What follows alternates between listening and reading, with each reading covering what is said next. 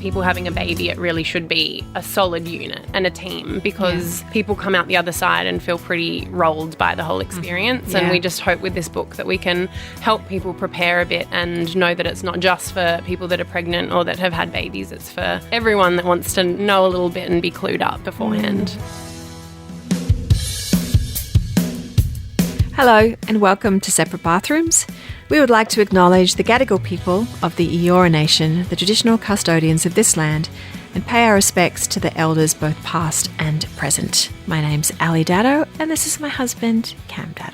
Hi. Now, we received a book the other day. It's called Life After Birth, written by Jessica Prescott and Vaughne Geary. Some listeners may know Jessica and Vaughne from their food delivery service, Mama Goodness. For those of you who don't know about this, Mama Goodness creates nourishing comfort food and botanical products to support people through all phases of motherhood. Their days are filled with conversations about mothers and with mothers, about the struggles that new parents face, what can they do about nutrition and all the ways that they can help. So if any of that applies to you or someone that you know, strap yourself into the bathroom because we're going to go there with Jessica and Vaughne.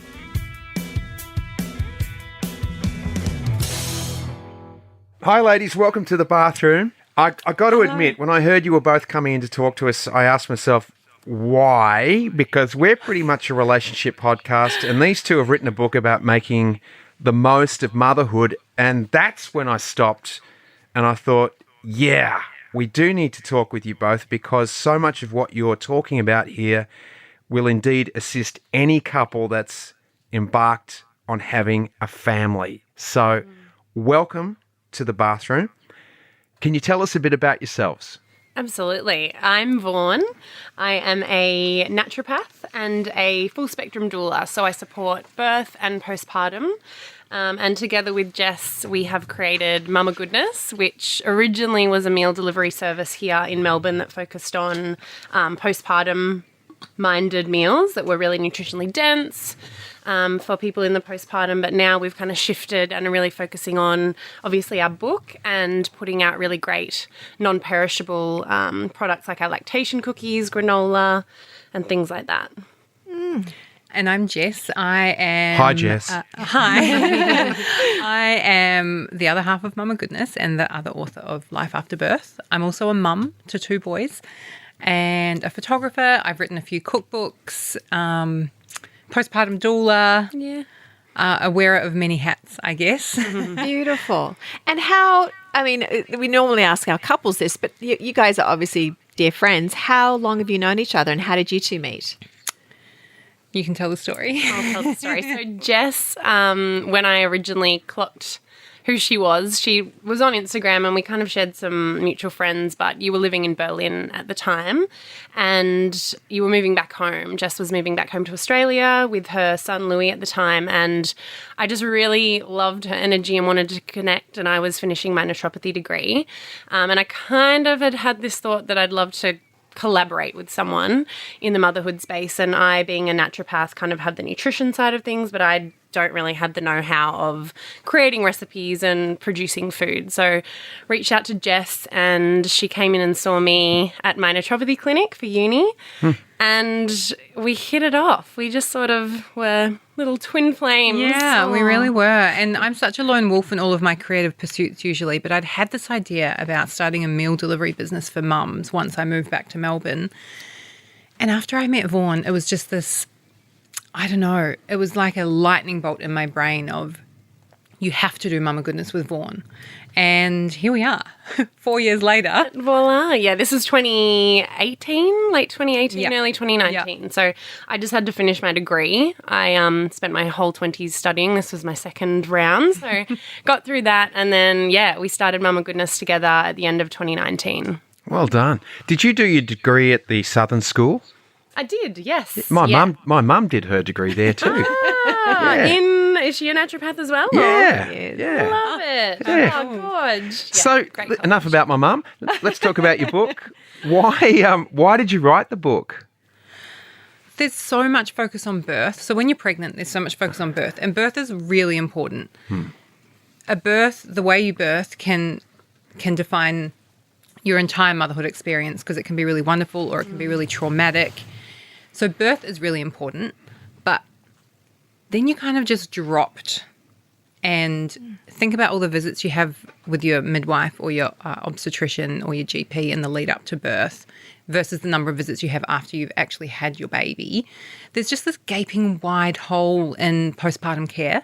And a lot of people just aren't educated on what to expect, on how to support themselves, on how to support friends who have babies.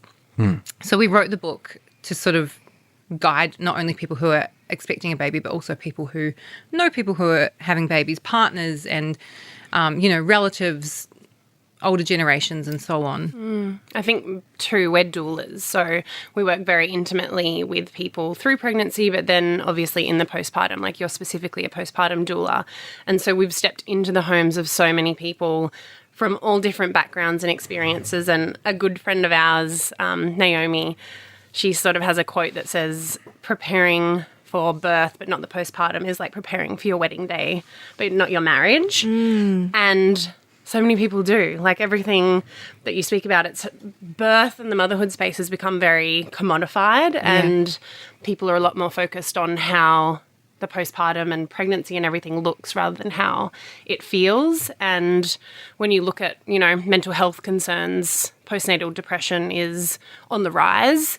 And society as a whole is obviously a lot more separated. We're not living near I don't live near my family personally. Some people do, but people are very separated. And we just found that there are a couple of resources. There's an incredible book called The First 40 Days, which is by Hang Ao, and it's a traditional Chinese medicine approach to the postpartum. But our book really honed in on that Western nutrition, Western society sort of perspective. And we're also talking a lot about mental health, the psychology and relationships and so on in our book. It's so beautiful because, even the term fourth trimester is something that certainly my mother's generation would never have heard of that. And I don't even know when I was giving birth and our youngest is now 17 and our eldest is 26, though I never heard of the fourth trimester either. So the fact that is being included in the birthing experience, I think is so important because, as you say, in the Western world, we don't, birth ends, the birthing experience ends when mum goes home from the hospital. But in, often Indigenous cultures and other cultures around the world, and you've so beautifully researched in the book that those cultures are much more community driven and much more caring of the baby. They understand the needs of what happens post birth. What in the Western world are we getting wrong about the fourth trimester? It's all, I blame it on Pinterest, honestly. It's all about the Pinterest nursery these days, and the baby doesn't even sleep in the nursery for the first 6 months of their life. But it's the commodification of motherhood. It's really letting mums down because we're so focused on the lovely onesies, the baby Nikes, my goodness me. Newsflash, babies can't wear shoes. That's right. And often I actually had a conversation. all the money spinners at home going, oh, thank God for that. I had a conversation with a friend recently and she was like, oh my gosh, before I had babies, I would always buy onesies and bibs and shoes and just things that now that I'm a mother, I know that babies don't need. And she said, now that I'm a mum, I always send food. And that's what most families need, right? Is food. And good food. Good food. Not a piece of toast and a cold, mug of tea. It needs to be nutrient dense. And when you talk about, like Ali, you just said, other cultures, everywhere in the world, when you look at Asian cultures, South American, African, it's very much focused on replenishing the mother in that first 40 days afterwards. In all traditions around the world, it is that classic sort of first 40 days, 42 in some others, where it focuses on the mum resting her family and the women come around her and feed her bone broths and lots of protein-rich foods, iron-rich foods, things that are going to replenish and restore her breast milk and things like that, where at the moment it's just not in Western society the focus whatsoever. There's so much focus on bouncing back. Yes. And not enough focus on bouncing forward and really stepping into this new version of yourself. Yeah, I had a dear friend who gave birth a little over a year ago, and she was a very busy mum anyway, had her own career and had the baby, and was like, oh, I can pick up where I left off. I can get straight back into work. And it just, within 6 months, she'd crumbled. And she's now picking up the pieces of what that meant for her, and realizing, at least she realized fairly quick. I think a lot of mums don't even realize, and they just push on, as often women do, that we just keep going, crawling our way through.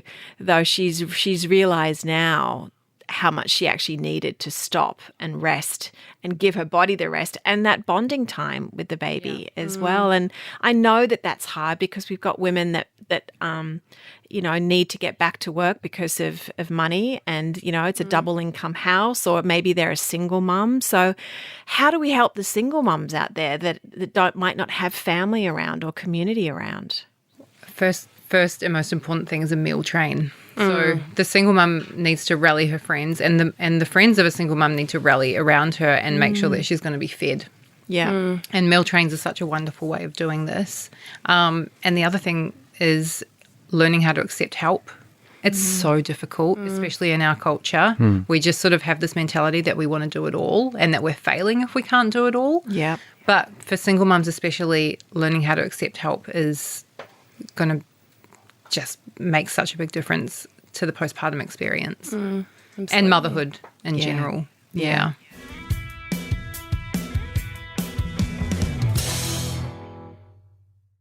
What do you say to the fellas listening about this book? How is it relevant to them? So I say that all birthing partners, whether they're fellas or not, should be reading this book, because it helps them understand or get a little bit of an understanding about what the birthing person is going through. There's also a lot of, so as doulas, we've both had so many conversations with the non-birthing parent, and they always say, I want to help. I'm desperate to help. I just don't know how. I wish there was a list. And so that's why in the book we've written a list of not only how you can help in those first few days when the baby's at home, but also when you return to work, assuming that you're the parent who's going back to work first. It's everything from making sure your partner is fed, making sure that every time they sit down to breastfeed or feed the baby that there is water and snacks and a phone charger or a TV remote or whatever the little things are that they need to just keep things comfortable. Making sure that they're stepping in to do nappy changes and burping and all of those things in those early days so that the birthing person can rest. And then when they go back to work, it's little things like making sure the pets are fed, the dishwasher's empty, the rubbish is taken out, there's dinner being taken out of the freezer. Nobody wants to answer, what do you want for dinner? They just want to be, Even if you're not postpartum, no one wants to answer that. Make a decision, just get something out of the freezer. Totally. Yeah, but it's also, and we really reiterate this in the book, it's really important that the dad is looked after and checked in on as well. Because and they need to be fully resourced. Because they can only they need to be looked after so that they can look after their family. Yeah, and often, especially when people become parents, the focus changes so much and it's all about work and family. And there's a lot of guilt if you want to go for a run or go out with your friends, but it's really important to keep yourself looked after and regulated and keeping your cup full so that you can be the best possible partner and parent. And there's a lot of pressure too. Like there's also really high rates of postnatal male depression. So really checking in, and I think for dads and partners as well, having someone that they can kind of speak to, because there is a lot of focus on the mum and they'll have people checking in with them, dropping over, visiting. But if a dad's feeling isolated in that time, that's incredibly dangerous for their mental health. And then when you look at it, at the relationship at large, It can be a really lonely time for dads and they can feel very invisible. Yeah, absolutely. You write in the book the postpartum pillars. I've never seen these before and I loved it. So you've got rest, nourishment, warmth, physical touch, community, and nature. Can you I think we know rest and nourishment. I'm sure that's Vaughne, what you were talking about with feeding well. Can you talk about the others? Warmth, physical touch, community, and nature? So warmth is very traditional, especially when you look at things like traditional Chinese medicine, where keeping the mother's body, basically when they give birth, it lets a lot of coldness in and air and room. And so creating warmth and replenishing that by keeping the mother warm, wearing socks, using heat packs, eating warming foods, spices, all those sort of things is really good for actually replenishing, I think, the chi and the energy and their ability to mother and create breast milk and things like that. Some cultures even go so far as to not washing hair. Really? Why? What's that about? Oh, just because they're going to be cold Dampness, after they've washed cold, their hair. yeah. So, Oh, okay. yeah. Yeah. I think in Australia we can be a little bit more relaxed. You know, it's pretty warm here, and we do live in a time where we've got insulation and heating and things like that. Yeah, we have but- electricity. There's something called a hairdryer. Reverse aircons. We also say in the book there is a very sort of strong idea in the postpartum world that you should always be wearing socks and don't drink smoothies and stuff like that. But if you're having a baby in the middle of February and it's, you know, stinking hot 40 degrees, I think it's fine. It's about being intuitive, but just generally keeping everything warm and using spices and herbs and foods that are replenishing is the focus. There's nothing like, breastfeeding a baby in the middle of summer, is it? When you just like got that little one. You're like, Sticky. oh You're my like, is that wee? Is that milk? Or is that sweat? That's right. Ooh, that is sticky. That is sticky time. And the other one, nature, obviously being something that we connect to as people. I think anyone that kind of lives in a city really craves getting out into nature, and for our nervous systems and just our mental health, it's really important. A lot of people obviously do live in the city, so we say in the book bringing in things at home like beautiful plants, flowers, things that can ground you and connect you to Mother Nature. And there's a lot of, as a naturopath, I have a lot of conversations with people that kind of have children and then they really have this desire to reconnect with nature and just ground themselves. I think because the whole process of becoming a parent slows you down, like you're forced to slow down. There's nothing you can do when you're trapped under a baby. Yeah. And also when you have, you know, little toddlers running around the house being feral, you want to get out and you want to go to the park or the local nature reserve. So bringing that in from a outdoors nature perspective is really beautiful, but we really focus on that more Western herbal aspect, which is utilising herbs and really good plant foods and medicine to kind of help heal and soothe alongside, you know, any other medications or anything that you might need, but you can really just get back into your body and sort of rest and replenish with plants and nature around you. I mean, it makes you feel good anytime, doesn't it? I mean, we talk about that a lot. The importance of nature, getting out there and just allowing yourself to soften in it and breathe in the fresh air, it just makes a huge Totally. difference. Bare feet on the grass. Absolutely. And sunlight, vitamin Yeah. D, which we're also depleting. Yeah. Talking to Jessica Prescott and Vaughne Geary, they've written this beautiful book called Life After Birth. It kicks off preparing you for postpartum, and then you follow, I guess, a natural course of events, birth recovery tips, breastfeeding tips. There's some help for men and co-partners. And then, of course, the important stuff like when can we have sex again and food. There's even a section, I love this, tips to repair after losing your shit. Oh, yeah. You've thrown everything in there. I mean, basically what you're talking about here is what to say to your kids after we've got pregnant brain, you know, and you've lost your shit with the kids and how to repair that with them in the moment. I mean, it's so important. We always talk about rupture and repair a lot in our family, and it's very healthy and normal for children, well, healthy and important for children to see a full range of emotion. And if we lose our shit, pregnant or not, if you lose your shit, repairing, apologizing, owning what happened, explaining why you lost your shit, and saying that you'll try harder next time is so important for our kids. I think we can all probably remember having our parents or someone, you know, a teacher or someone of authority get cross at us when we're younger, and it can be really frightening. And I got the silent treatment, which was sometimes even worse. Yeah, you know? It was that avoidance. So just knowing how to say sorry is so important. And we say in the book, that a lot of people struggle to apologize, and kids are a really, really good place to practice this because they're just love. Kids are just full of love. No child is ever going to make you feel bad for apologizing after you've... So true.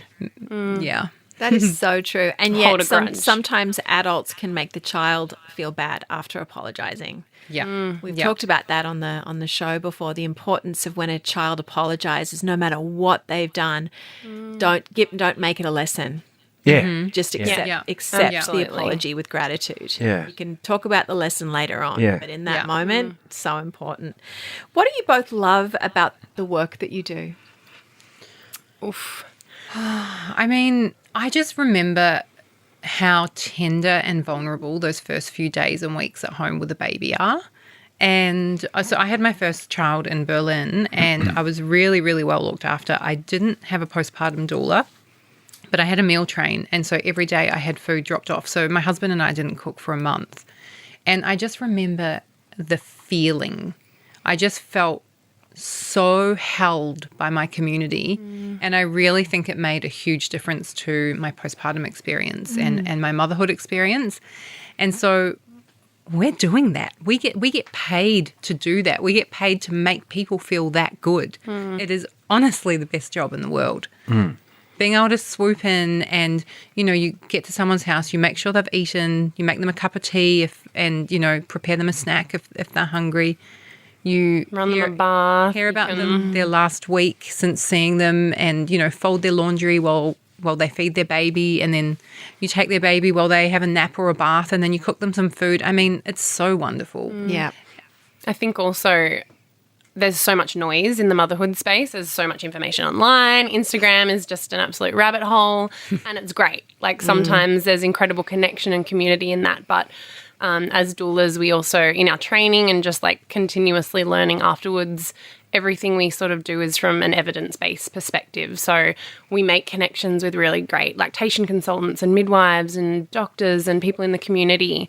And we can have those conversations with people when they're feeling overwhelmed and they might be, at home alone, their partner's gone back to work and they're just really confused. They have undersupply or baby's really unsettled, and it's like, okay, how can we kind of roadmap this for you and with you? And we're not always there helping. We're not, always doing the thing for them, but we can at least kind of settle those fears and concerns and connect them with people that are going to set them up to kind of thrive through motherhood. And validation is just so important, and knowing what's normal and what's not. And we get to we that's what we do for our mums that we're supporting.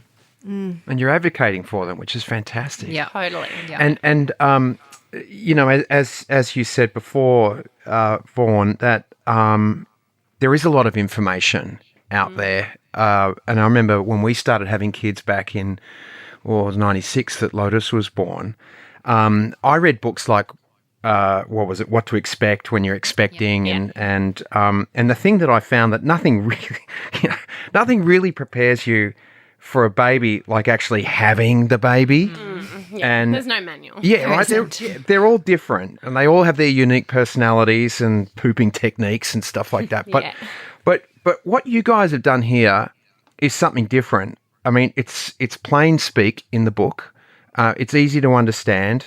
No one said to me, I'll quote this, when your partner gives birth, she won't have the emotional and energetic reserves to care for you and the baby. And this probably won't change for 9 months, but probably 2 years of your baby's life, and longer if you've had multiple children in short succession. Now, this would have been very helpful for me to know and understand for my expectations on Elle.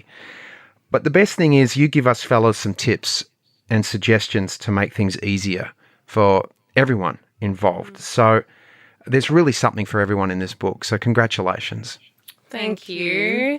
Appreciate it. Yeah, it's been a joy to put together. I don't have kids yet. I've been doing this gig for 7, nearly 8 years, but, I've worked very closely with Jess through it all too, and it's been amazing learning so much as well. Like it's continuously learning from the different relationships and homes and partnerships that you step into. It's, it's constantly changing and evolving, but it's incredible. And partners deserve to feel, I think the whole thing is people having a baby, it really should be a solid unit and a team, because people come out the other side and feel pretty rolled by the whole experience. And we just hope with this book that we can help people prepare a bit and know that it's not just for people that are pregnant or that have had babies. It's for everyone that wants to know a little bit and be clued up beforehand.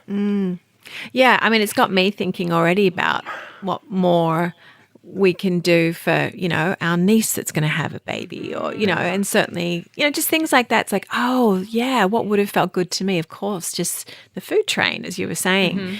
Yeah. I was very fortunate enough to work as a birth assistant in Los Angeles for many years. So I was able to be witness to that incredible experience, which I just, it's miraculous. A lot of people assume that if you're a doula, that means, you're a home birth person. It's not true. Not true. Just so everyone knows, how do you assist in the birthing process? So it's pretty all-encompassing. It depends when, like some people I'm sure you had, similarly, some people take me on at 8 weeks pregnant. They're really planning ahead. They're really excited, and I get to kind of share that experience with them through their whole pregnancy. Other people get to 36 weeks and they're like, oh my God, I feel like I just don't have that continuity of care. I'm freaking out. My partner's kind of not showing that they potentially might faint in the birth suite. Who can I have that's going to be there for both of us? And it really is about preparing both people or whoever's going to be there, for single mothers, for couples. It's getting them set up to really thrive through that experience and kind of just pull back all the layers. Again, there's just so much information and fear when there comes to birth. Yeah. I just think our whole culture has unraveled, and the beauty of birth has been taken over by the Hollywood, version where your waters break and you're screaming and the baby pops out, and it's just And then you put your jeans on and go home. Yes. go have a coffee, Back have to a bed. latte. Back to pre-bed. Well, that's what I did. But it's really informing and empowering people so that, I love being in the birth and I'm on call at the moment to be there, but it's really so that they feel confident in knowing their choices and their options, whether or not it's a home birth or a hospital birth. I support both, but I've probably been to like 70% hospital and 30% home birth. So I find that I can really step into the hospital, and it's not there to be, speaking to the doctor and saying no to anything. It's really about making sure that before going in there, my clients feel confident. And You're also advocating for them. Absolutely. Because often these sort of snap decisions are thrown at them and they're not in the headspace to be making decisions. right. So you're there to help guide them Absolutely, and make sure that they're getting the birth outcome that they hope for. Yeah. Our last baby, she was a bit of a touch and go. I was taken to hospital in an ambulance, but I had my midwife with me, and she was just amazing. She was so calm, but she was the go between the doctors speak and me. So she would say, "This is what's going to happen. There's going to be 4 very large men in big heavy boots come and take you on a stretcher. You're going to be okay. Then what? We're going to put an IV." Like, it was all that stuff that she just was able to explain to me before it happened. And I always remember that, like, just looking into her eyes and going, I'm going to be okay because she's here. And just so important. Yeah. Yeah. And I think it is that, as you would have known with your support, it's that continuity. And Yes. for a lot of people, birth, if you're going for a home birth here in Australia, it's quite an expensive process. Not everyone is birthing privately, and so often if you're just in a general public hospital, you're seeing different OBs and midwives every appointment, and you can kind of get lost in the system. I have clients that are sort of like, I don't know when my next appointment is. I just had a 10-minute appointment and everything seems okay, but then they get to 34, 36 weeks and there's talk about the baby being big or too small, or, amniotic fluid is low, and that can feel very overwhelming. And so I think having someone that can really pare it back, like a lot of my sessions are me going over to their house. That's another thing. It's very intimate, and we just get to sit down on the couch and kind of have a conversation about, what does that actually mean? What are the statistics?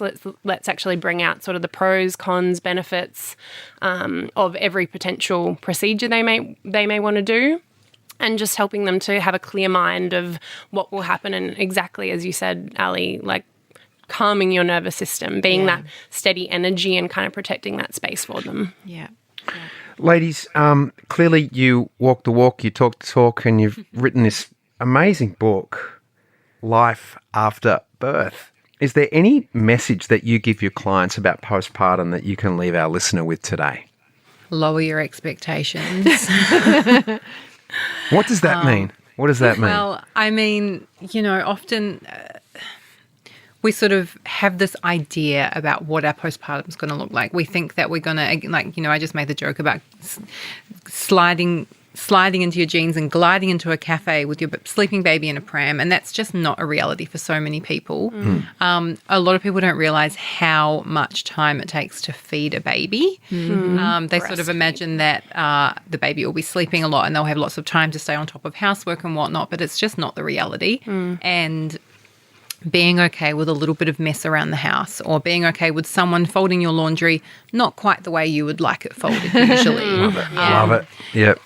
Those little things, just letting go a little bit and just trusting the process and knowing that you're an amazing mum and you just need to focus on yourself and your baby. And if something doesn't get done for 3 or 4 weeks in those early days, it's not the end of the world. There's so much shame when it comes to, like a sink full of dishes or an unvacuumed floor, and that's just it's irrelevant. And it stops people from having people over. If it's like, the house is a mess, I don't want visitors. It's like, have people or at least have one person, 1 or 2 people that are your kind of safe space in the postpartum that you can have over. And if you're unshowered and the house is a tip, they're there to make you the cup of tea instead of you putting them up and putting on a spread. It's really important to kind of have that. And I think as well, before going into the postpartum, just have some really solid, deep conversations between you and your partner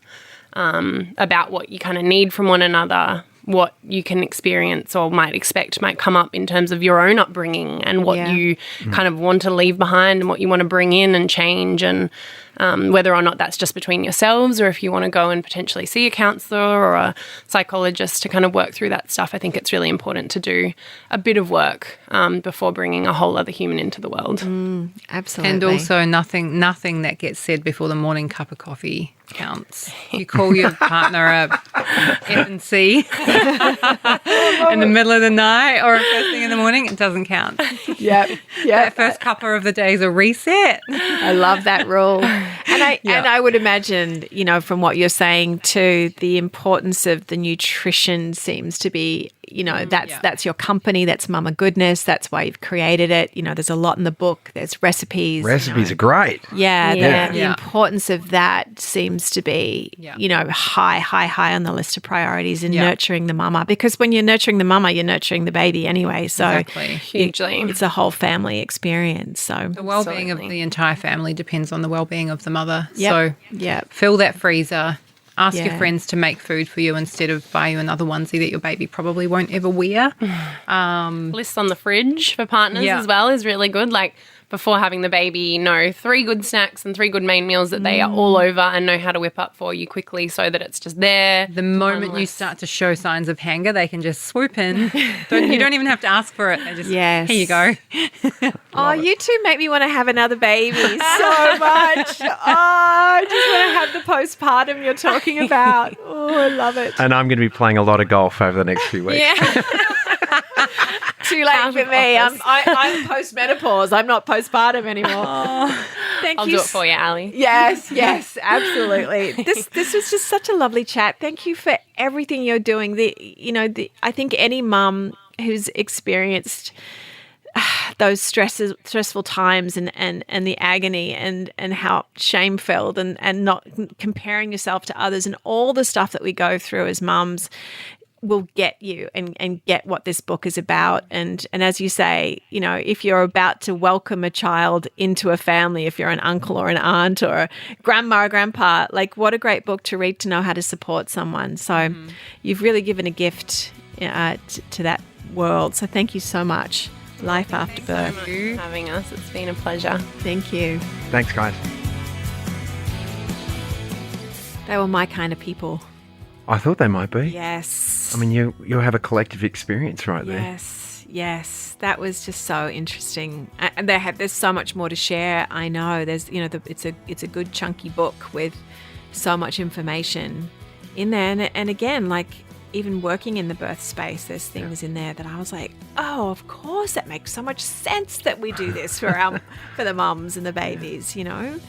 Really lovely. And the practicality of the book as well. It's a hardcover, so it can sit out and it can get food on it Breast and milk, whatever, all that stuff. Dirty nappies, sweat, all those things. So it'll be hard wearing. Yes. I think you're gonna put a lot of dog ears and cornered pages and tagging a lot of different things in the book because there's so much info and great info too. Really great. Yeah. As you said, like straight talk info that you're not kind of going, huh? What do they mean? It's like, it's understandable stuff. I hope, listener, that you had a notebook and pen out for that because all the way to the end of that chat was great intel. It was great information. So you might have to re-listen to that podcast. Oh, there you go. All right. Rate and review us if you would. It helps us get the word out. And thank you for tuning into Separate Bathrooms.